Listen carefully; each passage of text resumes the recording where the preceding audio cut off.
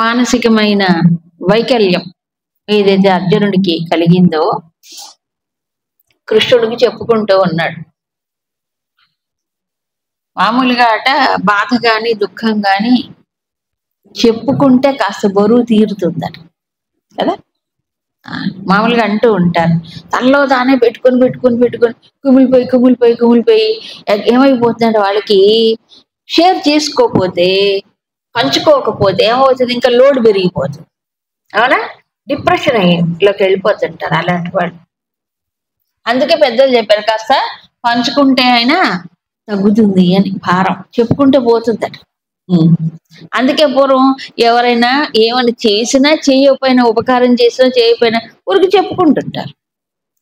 చెప్పుకుంటే వినేవాళ్ళు ఉంటే చాలు, వాళ్ళకి హాయిగా ఉంటుంది. అయ్యో నేను చెప్పింది వినుకుంటా, అది కూడా ఒక రిలీఫేనండి. మీరు గమనించండి, అవునా కదా. వాళ్ళు చెప్పింది కాస్త ఊగొట్టి సానుభూతి చెప్తే అంటే వాళ్ళకి ఒక ఇదనమాట, వింటున్నారు. అవునా కదా. వాట్సాప్లు షేర్ చేయటం కాదు, అవునా కాదు. వాళ్ళు ఏదో బాధలో కష్టం దుఃఖంలో ఏదో 4 మాటలు చెప్తే వినటం కూడా ఓ సేవే. ఎందుకు, అది ఓ సానుభూతి ఉంటేనే వింటాం. లేదా ఎదవగడ పొద్దున్న లేచి ఏడుపులు వాడవే అనుకుంటా, అవునా కదా. ఇప్పుడు కృష్ణుడు అలాంటి మామూలు మనిషి కాదు కదా. ఈయన వేరు, ఈయన స్థితే వేరు కదా. అందుకే కదా ముందు కూర్చోబెట్టుకున్నాడు. తన రథం ముందు ఎందుకు కూర్చోబెట్టుకున్నాడు, తన రథాన్ని తన జీవితాన్ని నడిపేవాడు కాబట్టి ఆయన చెప్పుకోవాలి. కాబట్టి చెప్పుకోవడం మంచిదే.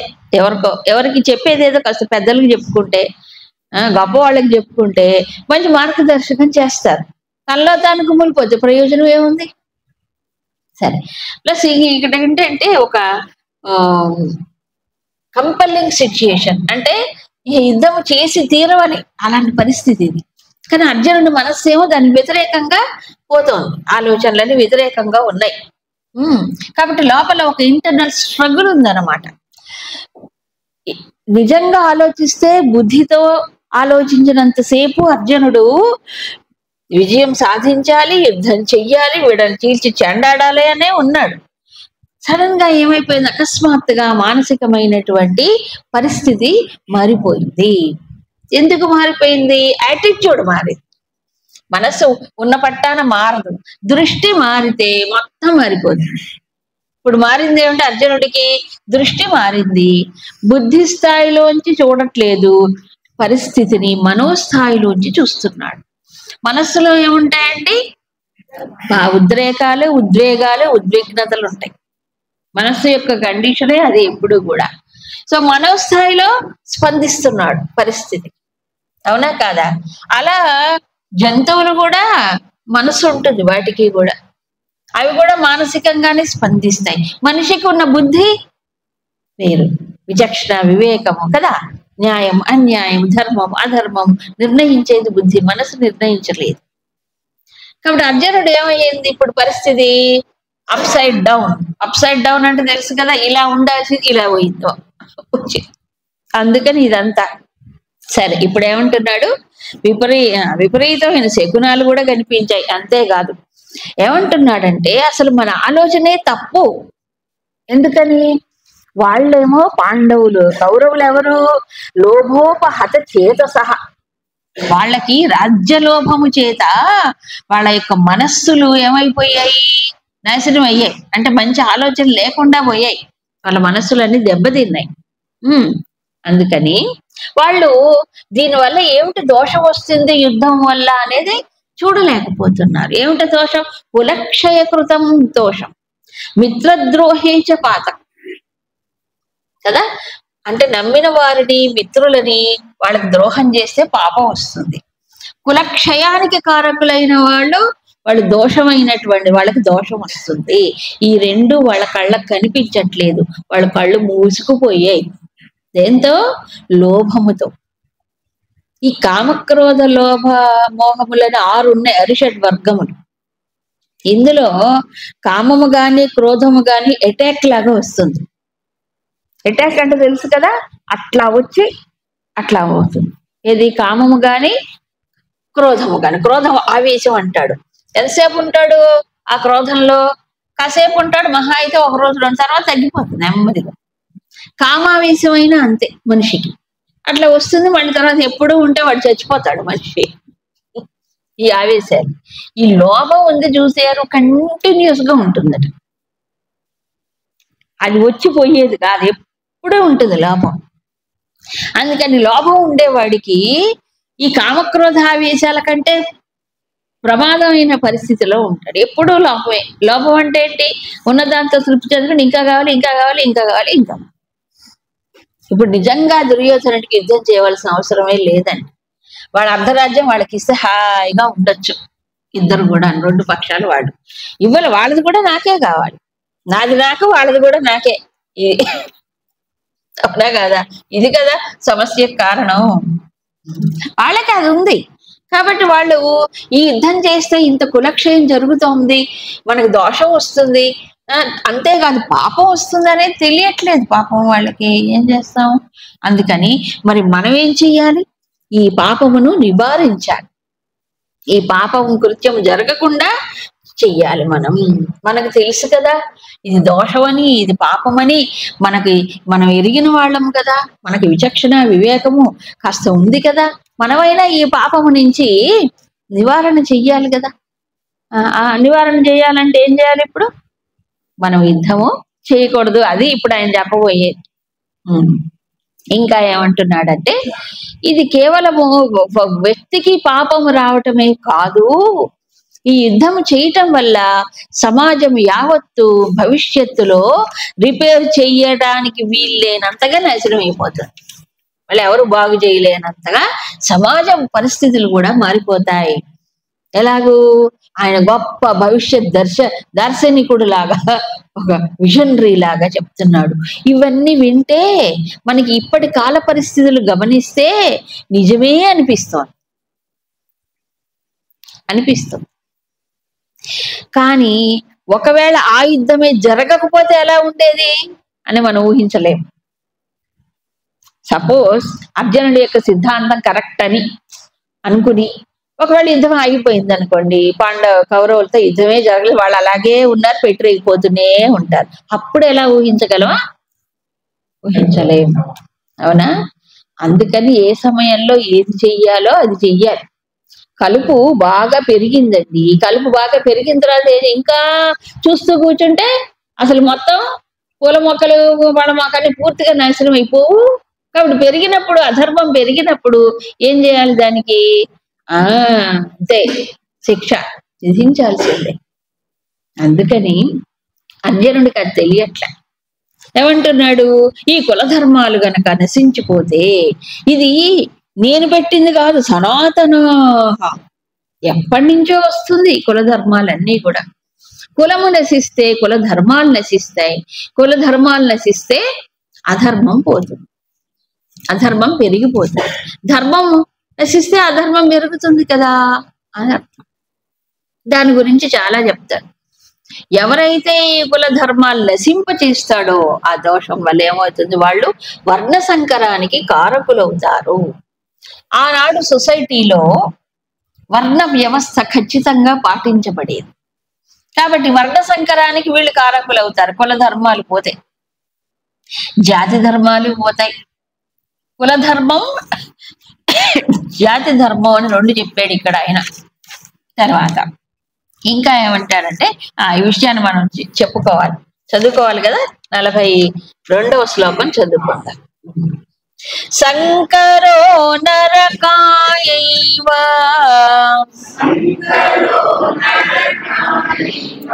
కులఘ్నానాం కులస్య చ పతంతి పితరో హ్యేషాం లుప్తపిండోదక క్రియాః. ఈ కులధర్మాలు నశించటం వల్ల ఎవరెవరికి నష్టం అంటే, రాబోయే తరాల వాళ్ళకి నష్టమే. గతం ఉంటారు కదా, గతంలో అంటే ఎవరు? ఇంతకు ముందు తరాల వాళ్ళు, అంటే తండ్రులు, తాతలు, ముత్తాతలు, ముందు తరాల వాళ్ళు, వాళ్ళకి కూడా హాని జరుగుతోంది అని అంటున్నాడు. అంటే భూత భవిష్యత్తులో ఎవరికీ మేలు లేదు అని చెప్తున్నాడు ఆయన. ఎలాగూట చెప్తాడు. సంకర, సంకరం అంటే వర్ణ సంకరం ఎవరైతే చేస్తారో వాళ్ళకి పాపం వస్తుంది అన్నాడు కదా. వాళ్ళకి ఏమవుతుంది?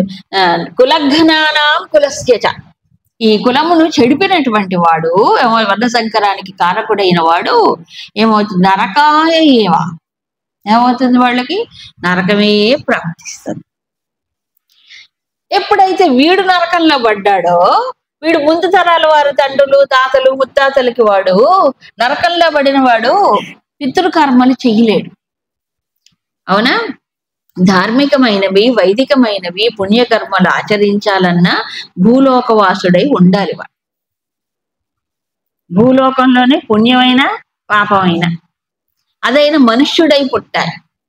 దేవతలకి పుణ్య పాప కర్మలు చేయడానికి లేదు, ఎందుకంటే భోగ శరీరమే, భోగం అనుభవించి పుణ్యం ఖర్చు చేసుకోవడమే వాళ్ళు చేస్తుంటారు. ఇక నరకంలో ఉన్నటువంటి వాడికి ఏమవుతాడు? పాపకర్మ అనుభవిస్తుంటాడు కానీ వాడు ఏమీ చేయలేడు.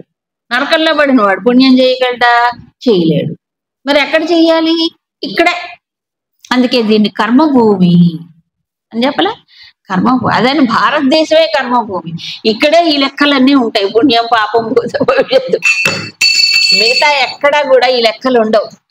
ఈ నోట్ చేసుకోవటం, పుణ్యం సంపాదించుకోవటం, ఈలోగా అదంతా ఉండవు. ఉంటాయి. ఎలాగుంటాయండి? వాళ్ళకి శాశ్వత నరకం, శాశ్వత స్వర్గం. ఒక్కసారి పడ్డాడంటే ఇంకా అంతే సంగతులు, స్వర్గమైన నరకమైన అట్లా ఉంటుంది. అందుకని ఏం చెప్పారంటే, ఇతను ఈ వర్ణ సంకరానికి కారకుడైనటువంటి వాడు పుణ్యకర్మలు చేయడానికి పితృకర్మలు చేయడానికి అర్హుడు కాలేరు. కాదు, వాడు నరకంలో పడిపోతాడు కదా. ఇప్పుడు వాడి పెద్దలకి పితృతర్పణాలు చేసేవాడెవడు? పిండ ప్రదానాలు చేసేవాడెవడు? మిగలడు కదా. ఇంకా అలా మిగలకపోతే ఆ పితృలోకాల్లో ఉన్నటువంటి పితృదేవతలు ఏమవుతారు? లుప్త పిండోదక క్రియా పతంతి, లుప్తం అయిపోతాయి. అవి లేకుండా పోతాయి. పిండాలు పెట్టేవాడు లేడు, ఉదకాలు ఇచ్చేవాడు లేడు. అప్పుడు పతంతి, వాళ్ళు ఏమవుతున్నా ఆ పుణ్యలోకాల నుంచి పితృలోకాల నుంచి పతంతి అంటే పతనం అయిపోతారు. అంటే ముందు తరాల వాళ్ళకు కూడా హాని చేస్తున్నాడు వీడు. వర్ణ సంకరానికి కారకుడై నరకంలో పడిపోయి వీడు ఆ తర్వాత ముందు తరాల వాళ్ళకు కూడా హాని చేస్తున్నాడు. అవునా? ఇది చాలా లోతైన ఆలోచన నిజానికి. అవునా? నిజమే. అంటే ఆ రోజుల్లో ఇవి తప్పనిసరిగా పాటించబడేవి, నిత్య జీవితంలో భాగం.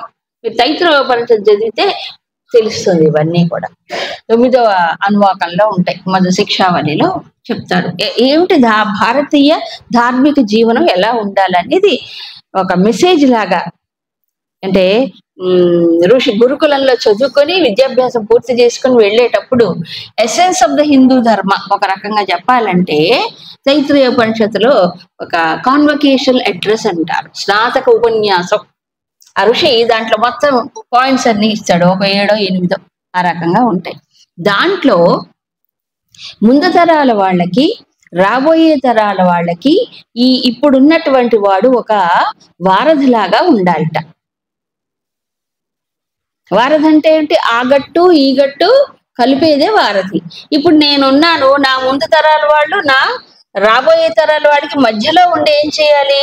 ముందు తరాల వాళ్ళు నాకు ఏ సంస్కృతిని అందించారో, అవునా కదా, ఏ పుణ్య సంస్కృతి జీవన విధానాన్ని అందించారో దాన్ని తాను ఆకలింపు చేసుకొని ఆచరిస్తూ తర్వాత వాళ్ళకి అందించాలి. ఇది సంస్కృతి, ఇలా పరంపరగా వస్తూ ఉంది భారతీయ సంస్కృతి. ఈ మధ్యలో వాడు కనుక బ్రేక్ చేశాడు అనుకోండి ఈ వచ్చే సంస్కృతి పరంపరని, అప్పుడేమవుతుంది? తర్వాత వాళ్ళకి అందదు కదా. ఆ రకంగా ఏమీ తెలియకుండా పోతుంది అన్నమాట. కాబట్టి వీడేమవుతున్నాడు? వర్ణ సంకరానికి కారకుడైన వాడు. అందుకే ఏమవుతున్నాడు? నరకంలో పడిపోతాడు.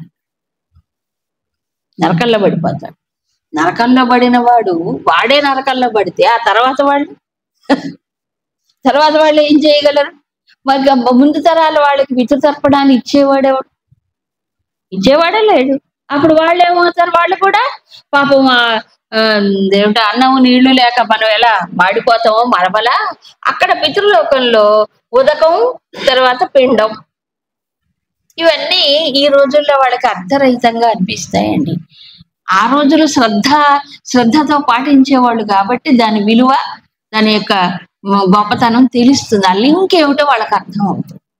ఇప్పుడు ఇది ఓ పెద్ద విశ్వం అండి, పెద్ద విశ్వం, బ్రహ్మాండం కదా. మానవుడికి తెలిసింది ఈ భూలోకమే. ఈ భూలోకంలో కూడా అన్ని ప్రాంతాలు తెలుసా? తెలియదు. చంద్రలోకం కాస్త తెలుసుకున్నాడు మహా అయితే. ఆ తర్వాత ఎన్ని ప్లానెట్స్ ఉన్నాయి అవన్నీ తెలుసుకున్నాడా? ఉన్నాయనే అంటున్నాడు. తెలుసుకుంటాడా? తెలుసుకోలేడు. మనకి పురాణాల్లో 14 లోకాలు చెప్పారు. 14 లోకాలు చెప్పారు. ఇందులో ఈ పితృలోకం ఎక్కడుందో, ఎక్కడో ఉంటుంది లోకం. మనకు కనిపించేదే లోకం అనుకుంటే కాదు. మనకు కనిపించనివి, మనకు తెలియనివి, మనకు అనుభవంలో లేనివి ఉన్నాయి, సూక్ష్మ లోకాలు ఉన్నాయి. అవునా కాదు? కాబట్టి మన భారతీయ విజ్ఞానం అంత దాకా పోయింది, బ్రహ్మలోకం దాకా పోయింది, ఆ కింద పాదాల లోకం దాకా. ఇవన్నీ లేవు అని నువ్వంటే లేకుండా పోవు, ఇప్పుడు ఉంటాయి. జగమే మాయ వర్తికే మాయ, అది ఎప్పుడు అది అది అది ఎప్పుడు మొత్తం నువ్వు బ్రహ్మముగా చూస్తే ఇది మాయ. నువ్వు ప్రపంచాన్ని చూస్తున్నావుగా, ఇది నిజం అనుకుంటున్నావుగా, కష్టము సుఖం అనుభవిస్తున్నావుగా ఈ లోకంలో. కాబట్టి ఈ లోకంతో పాటు ఆ లోకాలు ఉంటాయి, సూక్ష్మలోకాలు ఉంటాయి, లేకుండా పోవు. పుణ్యము పాపము మానవుడు అనుభవించాలంటే ఎక్కడ అనుభవిస్తాడు? ఎక్కువ పుణ్యం చేస్తే పై లోకాలు, పాపం చేస్తే కింది లోకాలు. సహజమే. ఎవడైనా మామూలుగా కూడా ఎవరైనా మంచి సత్కర్మలు చేశాడు, గొప్ప పుణ్యకర్మలు చేశాడు, ఎంతో దానశీలుడు అనుకోండి, అలాంటి వాడికి ప్రపంచంలో స్థాయి ఎక్కడ ఉంటుంది చెప్పండి? ఈ ప్రపంచంలో. అవునా? ఒక గౌరవనీయమైనటువంటి ఒక స్థాయి ఉంటుందా లేదా? అతనికి ఒక గౌరవం, మంచి ప్లేస్ ఉంటుందా సమాజంలో? దుష్టకర్మలు చేసి, అన్యాయం చేసి, అక్రమాలు చేసిన వాడి ఎంత భయపడ్డవాడు రౌడీ అయినా అందరూ ఏం చేస్తారు? వాడిని నీచంగా చూడట్లేదా? అదే లోకం, అదే లోకం. ఈ లోకంలో ఇది సత్యమైనప్పుడు అవెందుకు కాదు ఉంటాయి. అందుకని మన పురాణాలు గొప్ప వైజ్ఞానిక శాస్త్రాలండి. వాటిని పుక్కుటి పురాణాలు అనుకుంటే ఈనాటి మానవుడు తప్పు చేసినట్టే. వేదవ్యాసుడేం పిచ్చివాడా, వెర్రివాడా పురాణాలు రాయడానికి? కాకపోతే వాటి యొక్క విజ్ఞానాన్ని అర్థం చేసుకునేటువంటి శక్తి, బుద్ధి ఈనాటి మానవుడికి లేకపోవచ్చు, కానీ ఉంది విజ్ఞానం దాంట్లో. కాబట్టి ఇవన్నీ ఉదకాలు, పిండాలు, తర్పణాలు అంటారు. పితృతర్పణములు ఈ మహాలయ పక్షంలో మామూలుగా చేస్తూ ఉంటారు, వాళ్ళ వాళ్ళ తిథుల ప్రకారం చేస్తూ ఉంటారు. పితృతర్పణాలు, పిండములు, పిండ ప్రదానము అంటారు ఇవన్నీ. అదిగా పిండాకుడు అంటుంది, అదే పిండ తర్పణాలు. అంటే కాలమానము ప్రకారము మనం రోజు తింటే గాని మనకు ఆకలి తీరదు. ఆ పై లోకాల వాళ్ళకట మనలాగా ఉండదట వాళ్ళకి. కాబట్టి మనకి ఏడాది కలిస్తే వాళ్ళకి ఒక్కరోజు కాలమానం ప్రకారం. మనం 8వ అధ్యాయం భగవద్గీతలో బ్రహ్మలోకంలో బ్రహ్మగారి కాలమానం చెప్తాడు. అవునా? అంటే లోకము పై ఊర్ధ్వలోకాలకు వెళుతూ ఉన్న కొద్ది ఏమవుతుందంటే అవి సూక్ష్మ లోకాలు కాబట్టి ఈ సమయం, ఆ కాలమానం, ఈ కాలమానం ఒక రకంగా ఉండదు. మనకి ఎన్నో సంవత్సరాలు గడిస్తే వాళ్ళకు 1 గంట అయిపోతుంది ఒక్కోసారి. నిజమేనా అంటారా? అంటే అమెరికాకి మనకి ఒకటే టైమా? ఆస్ట్రేలియాకి మనకి టైం ఒకటేనా? ఈ భూలోకంలోనే, ఈ భూభాగంలో అటున్నవాడికి ఇటున్నవాడికి టైంలో తేడా లేదా? ఉందా లేదా? దేన్ని బట్టి? రేఖాంశములు, అక్షాంశములు బట్టి ఉంటుంది. కానీ మన ఋషులు ఈ కాలమును కేవలము సూర్యోదయం, సూర్యాస్తమయం, రేఖాంశాలు, అక్షాంశములతో కాదు కొలిచింది. ఇంకొకటి ఉంది ఈ కాలమానం. అదేమిటంటే మైండ్. సో కాలం అంటే ఇంటర్వెల్ బిట్వీన్ 2 ఇన్సిడెంట్స్, 2 సంఘటనల మధ్యలో ఉన్నదాన్ని మనం ఏమంటున్నాం? కాలం అంటున్నాం. సూర్యోదయం, సూర్యాస్తమయం, రెండింటి మధ్యలో ఈ టైం, దీన్ని డివైడ్ చేసి చెప్తారు. మళ్ళీ సూర్యాస్తమయం, సూర్యోదయం చెప్తారు. అలాగే ఇంటర్వెల్ బిట్వీన్ టూ ఎక్స్పీరియన్సెస్ అంటే రెండు అనుభవాల మధ్యలో ఉండేది సమయం. రెండు అనుభవాల మధ్య. ఏమండి, క్లాస్ బాగుందా? బాగుంది. ఒకవేళ విన్నటువంటి దాన్ని ఆనందిస్తున్నాను అనుకోండి, విని ఆనందించాను, ఏంటి తొందరగా అయిపోయింది వాళ్ళ అంటాడు.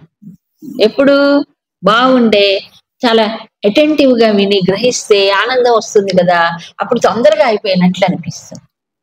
అటు ఇటు దిక్కులు చూసుకుంటూ ఎప్పుడు టైం అయిపోయిందా, ఎంత అవుతుంది అని వాచినే చూస్తుంటారు కొంతమంది. అంటే దృష్టి దీనిపైన ఉండదు. అప్పుడు ముళ్ళు కదలట్లేదే అనిపిస్తుంటుంది. అది అవునా? దృష్టి విషయం పైన లేకపోతే గడియారం పైన ఉంటే కదిలినట్టు అనిపించదు. అంటే మైండ్ని బట్టే ఉంది ఏదైనా. అంతే కదా? మనసు ఆనందంగా ఉంటే తొందరగా అయిపోయింది. మనసు కనుక అది ఏదో అటెంటివ్ గా క్లాస్ బుద్ధి సరిగ్గా పనిచేయట్లే, అప్పుడు ఏమవుతుంది? విసుగొస్తుంది. అంటే మనసుని బట్టి సమయం. అంతెందుకండి, వియోగంలో ఏమవుతుంది? క్షణాలు యుగాలు అయిపోతాయి. సంయోగంలో యుగాలు క్షణాలు అయిపోతాయి. ఇది మామూలు అందరికి తెలిసిన విషయమే. అంతే.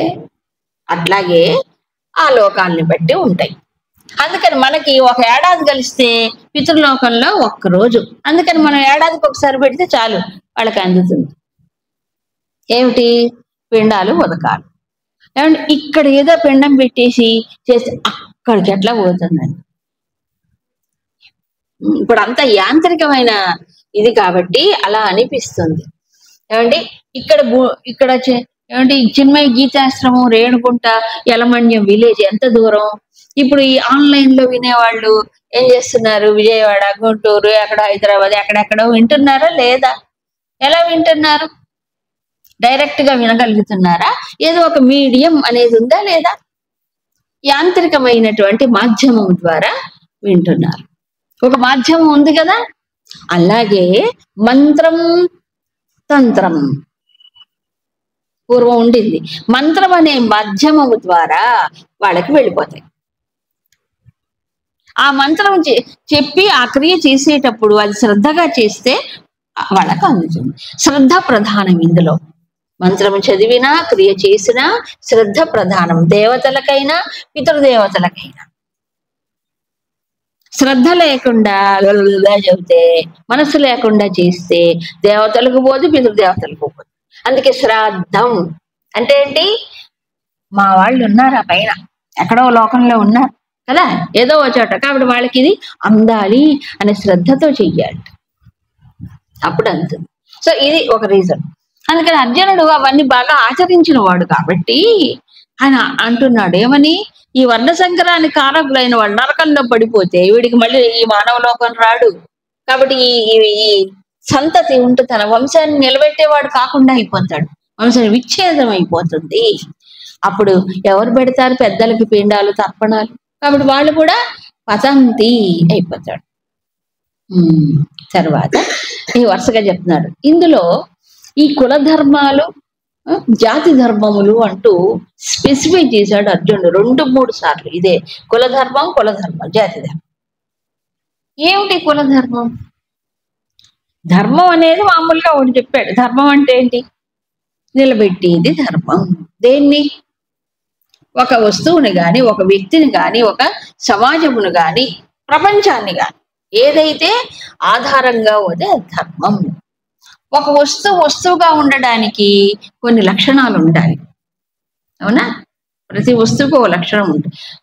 చెప్పాలంటే ఎసెన్షియల్ ప్రాపర్టీ అని చెప్తారు. అంటే ముఖ్యమైన ఒక లక్షణం. ఆ ముఖ్య లక్షణం కనుక ఆ వస్తువుకి లేకపోతే ఆ వస్తువు ఏమైపోతుంది? ఆ వస్తువుగా ఉండదు, దాని స్థితి మారిపోతుంది. మంచు, దాని యొక్క ముఖ్య లక్షణం ఏంటి? శీతలం, చల్లదనం. ఆ మంచు కనుక దానికి శీతలత్వం లేదనుకోండి, అప్పుడు అది మంచు కాదు, నీరు. ఆవిరి అంటే వాయువులాగా అది వేడిగా ఉంటుంది. వేడిగా లేకపోతే ఏమైపోతుంది? నీరైపోతుంది. అవునా? ఇది ముఖ్య లక్షణం. అలాగే ఒక మనిషి కూడా, వాడు మనిషి ఎప్పుడు అవుతున్నాడు? ఈ మానవ ధర్మాన్ని, మానవ లక్షణాలు ఉంటే, లేకపోతే మనిషి కాడు. అలాగే మన పూర్వీకులు ఋషులు ఏం చేశారంటే ఈ సమాజం మొత్తాన్ని కూడా వారి వారి యొక్క శక్తి సామర్థ్యాలను అనుసరించి, ఇంకా మాట్లాడాలంటే మానసిక బౌద్ధికమైనటువంటి పరిపక్వతని, తర్వాత శుద్ధతని బట్టి సమాజంలో 4 వర్గములు ఉంటాయి అని చెప్పారు.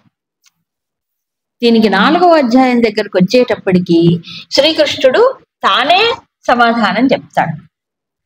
ఈ వర్ణం ఏమిటి, ఎలా ఏర్పడింది, వర్ణ విభజన అనేది కృష్ణుడు సమాధానం చెప్తాడు.